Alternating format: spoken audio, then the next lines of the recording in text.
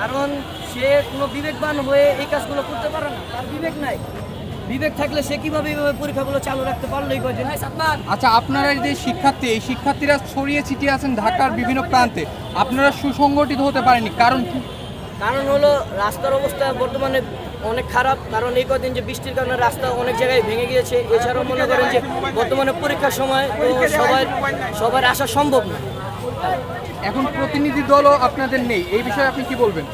এখন প্রতিনিধি দল নেই, আশা করি আমাদের প্রতিনিধি দল হবে, কেউ একজন এসে আমাদের জন্য একটা নেতৃত্ব দিবে, আমরা এটাই আশা করি।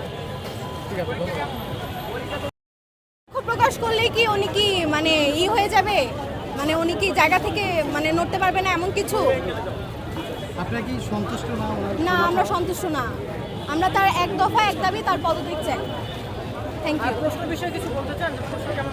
প্রশ্ন গতকালকের তুলনায়, গতকালকে উনি যে মিটিংয়ে যা বলছে তার তুলনায় আজকে অ্যাকাউন্টিং সেকেন্ড পেপার মোটামুটি তুলনায় ইজি আসছে।